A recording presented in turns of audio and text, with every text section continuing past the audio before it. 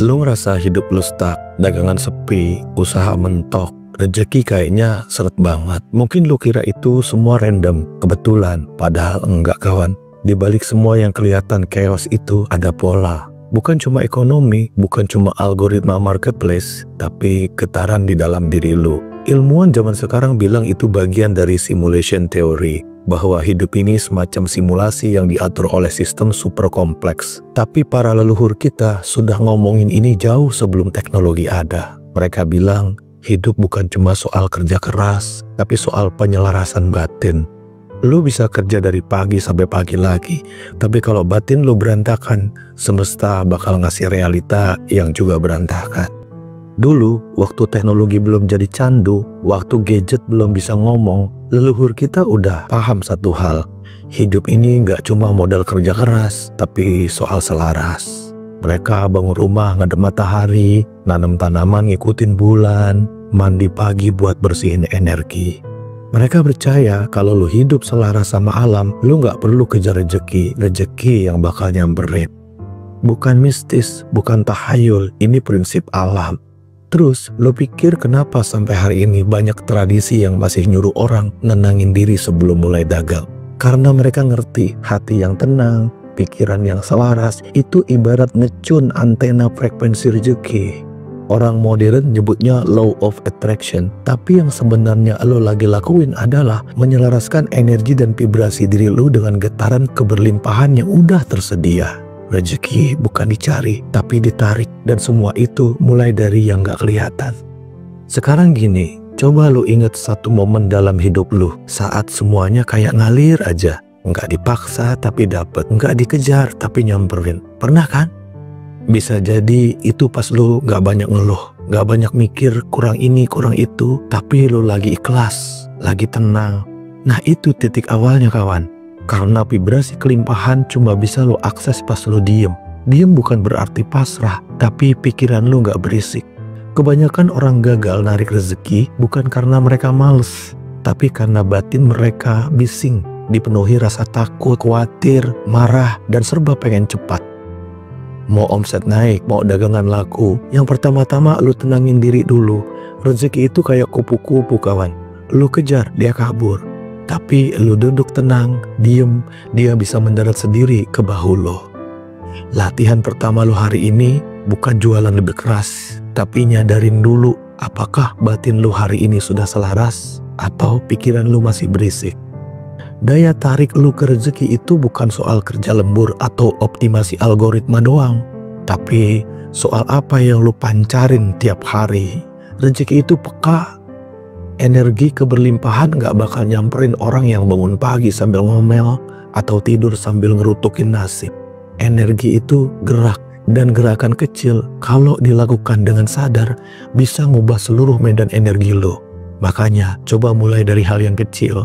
Pas bangun tidur, sebelum buka HP, tarik nafas pelan-pelan. Terus bilang di dalam hati, hari ini hidup gue ngasih kejutan baik. Lu gak harus nunggu yakin dulu, lu ucapin aja. Karena keyakinan itu bukan syarat awal, tapi hasil dari pengulangan. Kenapa begitu? Karena otak lo dan semesta responnya bukan ke kebenaran ucapan yang lo hafalin, tapi ke getaran batin. Pernyataan positif itu kayak lo lagi ngetuk pintu. Mungkin belum kebuka hari ini, tapi lo jadi ingat arah rumahnya.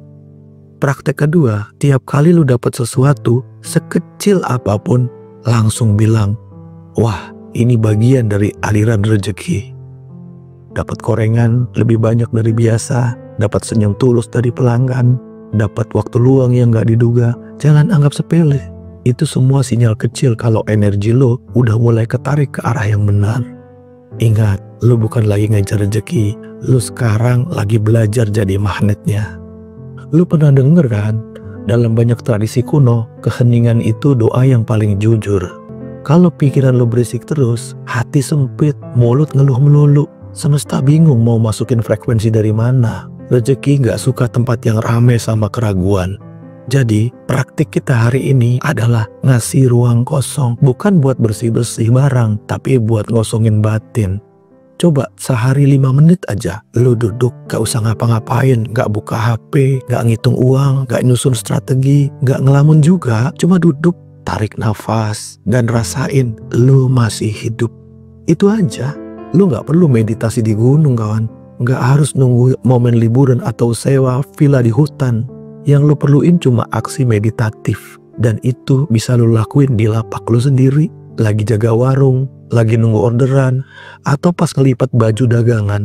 Hadirin diri lu sepenuh-penuhnya, sadarin nafas, sadarin momen, karena ternyata keajaiban gak turun ke orang yang sibuk cari sinyal, tapi ke orang yang menyempatkan diri untuk menyimak getaran. Leluhur kita dulu puasa bukan cuma soal makan, tapi puasa dari keributan dunia supaya bisa nangkep sinyal dari langit. Nah sekarang lu dikasih shortcutnya nih. Latihan kecil ini bukan buat jadi kalem, tapi buat nyetel ulang vibrasi lu biar sinkron lagi sama aliran rezeki yang udah nyari jalan lu dari tadi. Dan yang kayak gini bisa lu lakukan secara gratis, gak perlu bayar. Kita sering salah kaprah, ngira kalau mau minta sesuatu ke semesta harus dengan ritual ribet, bacaan khusus, atau nunggu momen sakral tertentu. Padahal komunikasi paling manjur justru saat paling jujur. Gak penuh gaya, gak penuh tuntutan, gak perlu air mata drama. Semesta bukan selegram, gak butuh lo bikin story penuh haru agar bisa direspon. Yang dia butuh cuma frekuensi yang jelas. Makanya latihan kita kali ini adalah ngomong sama semesta. Tapi bukan dalam bentuk permohonan yang panik, tapi dengan pernyataan yang tenang. Contoh, terima kasih ya Allah, gue tahu rezeki gue udah jalan ke arah gue. Gue siap nerima apapun yang terbaik hari ini. Atas semua yang datang dan semua yang pergi, gue ikhlas, gue belajar. Ucapan kayak gitu bukan mantra, tapi kunci frekuensi. Lu ngirim sinyal, lu bilang, ini loh posisi gue, ini niat gue. Dan semesta, dia bukan entitas tuli. Dia merespon dari getaran, bukan dari keluhan yang diulang-ulang. Kalau hati lo masih kalang kabut, tenang, lo gak perlu ngomong sempurna. Cukup jujur. Leluhur kita dulu berzikir bukan karena wajib, tapi karena itu cara mereka nyambung ke langit tanpa harus pergi ke puncak bukit. Ilmuwan modern pun setuju kawan. Kata-kata yang diulang dengan niat itu ngeriset sistem saraf, bikin tubuh dan pikiran lebih sinkron, lebih rileks, lebih kuat narik pengalaman yang sefrekuensi. Jadi mulai sekarang, tiap lu merasa pengen minta, coba ganti dengan ucapan terima kasih. Ucapin hal yang lu harap seolah udah terjadi. Bukan buat nipu diri, tapi buat nyiapin diri untuk menerima. Karena percakapan lu sama semesta itu bukan ajang drama. Itu latihan percaya. Lo pernah ngerasa udah usaha, udah doa, udah sabar, tapi rezeki kayak gak jalan-jalan ke arah lo? Bukan berarti rezeki lo ditahan. Bisa jadi lo yang nutup pintunya sendiri. Kayak toko yang kelihatan buka, tapi rolling door-nya cuman buka setengah. Orang lihat dari luar, tapi gak bisa masuk. Banyak dari kita yang sebenarnya udah deket sama rezeki, tapi hatinya lagi sibuk nanggung luka lama, pikiran yang masih terjebak rasa kurang, dan sikapnya belum bisa nerima hal yang baru. Padahal rezeki itu bukan benda jatuh dari langit, dia aliran, dan rezeki cuma bisa lewat kalau salurannya kita buka. Maka ini latihan kita hari ini, bersihin saluran dalam diri. Gimana caranya? Pertama, memaafkan. Bukan demi mereka yang pernah nyakitin lo, tapi demi lo sendiri. Karena luka yang gak lo maafin itu kayak sampah yang nyumbat pipa rezeki lo. Kedua, sadar waktu lo nolak hal-hal kecil karena ngerasa gak pantas. Ditawarin bantuan lo tolak, dipuji dikit lo sangkal. Padahal itu juga bagian dari rezeki. Yang ketiga, hargai yang sudah ada. Karena rasa syukur itu kayak tombol open gate buat hal baru bisa masuk. Kawan, lu gak kekurangan rezeki. Cuma perlu belajar ngebuka kunci pintunya dari dalam. Rezeki lu gak ketahan, tapi bisa jadi lagi ngantri, nunggu lu siap nerima. Dulu kita diajarin kalau rezeki itu harus dicari, kerja keras, promosi, keliling sana sini, dan semua itu valid, tapi cuma separuh cerita. Karena faktanya banyak orang kerja keras, tapi rezekinya muter-muter aja, kayak gak nemu jalan pulang ke rumahnya. Kenapa? Karena rezeki itu bukan cuma soal usaha luar, tapi soal medan energi yang lu bentuk dari dalam. Bayangin lu main magnet, kalau medannya lemah, serpihan besi gak bakal gerak. Tapi kalau kuat, yang jauh aja bisa ketarik. Nah hidup lu gitu juga, setiap pikiran, perasaan, dan tindakan lu itu kayak medan magnet yang ngatur apa yang akan datang ke arah lu. Jadi tugas lu bukan lagi sibuk nyari kemana rezeki itu sembunyi, tapi ngebentuk vibrasi yang bikin rezeki gak tahan lagi buat nyamperin lo. Ganti perasaan gue butuh jadi gue siap nerima. Perasaan butuh itu vibrasinya rendah kawan, kayak orang kelaparan yang panik. Semesta nangkep getarannya seperti ini orang belum aman.